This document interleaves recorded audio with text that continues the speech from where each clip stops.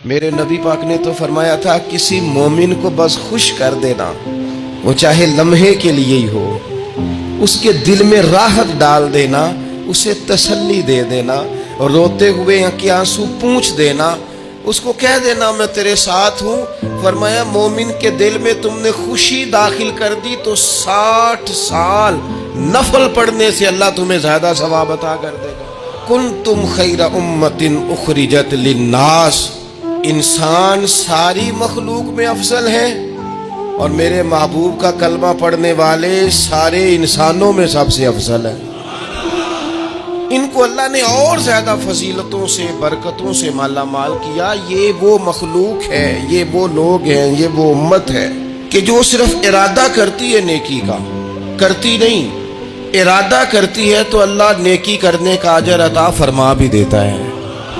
یہ ابھی پلان کرتی ہے کہ میں یہ کام کروں گا تو رب اس کا ثواب شروع بھی فرما دیتا ہے، لیکن پتہ نہیں کیا ہو گیا ہے لوگوں کو، نیکی کے ارادے کرنے چھوڑتے جا رہے ہیں، نیکی کی منصوبہ بندی کرنی چھوڑ دی ہے، خیر کے لیے پلان کرنا ہی چھوڑ دیا ہے۔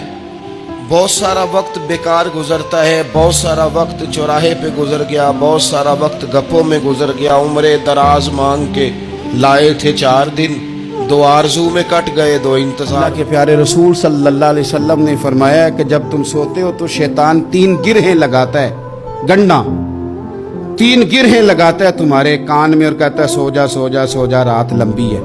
حضور فرماتے ہیں جب بندہ سویرے اٹھ کے اللہ کا ذکر کرتا ہے، چارپائی پہ اٹھا، اس نے اٹھنے کی دعا پڑھ لیا، الحمدللہ کہہ لیا، اللہ اکبر کہہ لیا، یا اللہ تیرا شکر ہے، اپنے لہجے میں کسی طرح اللہ کا ذکر کر لیا، جب وہ رب کا ذکر کرتا ہے تو شیطان کی پہلی گرہ کھل جاتی ہے، اور جب وہ وضو کرتا ہے تو دوسری کھل جاتی ہے، اور جب نماز پڑھتا ہے تو شیطان ویسے ہی دور ہو جاتا ہے۔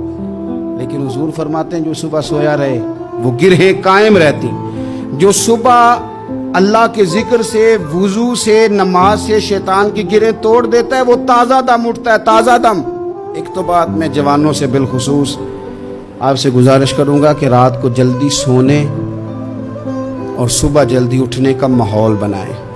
جو لوگ صبح دیر سے اٹھتے ہیں نا، انہوں نے 9 10 گھنٹے کی بھی نیند پوری کی ہو نا، اٹھتے ہی ان کا دل کرتا ہے 2 بندے مجھے دبائیں۔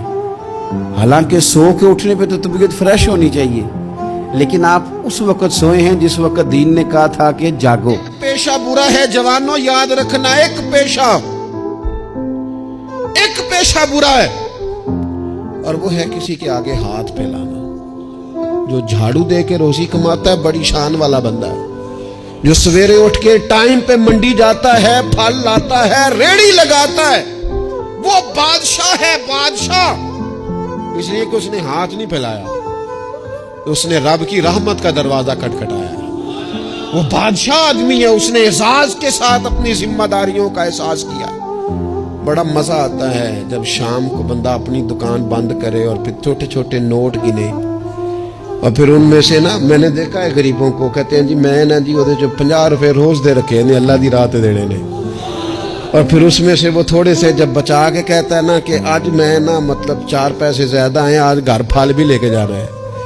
وہ جو ذائقہ ہے اسے کبھی محسوس تو کرو۔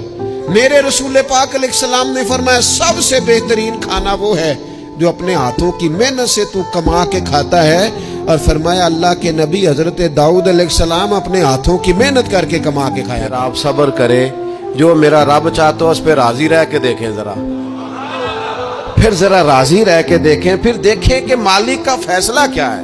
وہ آپ کے حق میں کوئی رحمت والا فیصلہ ہی فرمائے گا، پھر ذرا انتظار کر کے دیکھیں، پھر ذرا صبر کر کے دیکھیں۔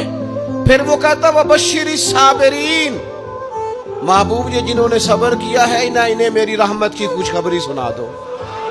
پھر وہ کہتا ہے باقیوں کے پاس مال ہوگا، دولت ہوگی، اقتدار ہوگا، بڑا کچھ ہوگا، ان اللہ مع الصابرین، صبر کرنے والوں کے ساتھ رب کریم ہوگا۔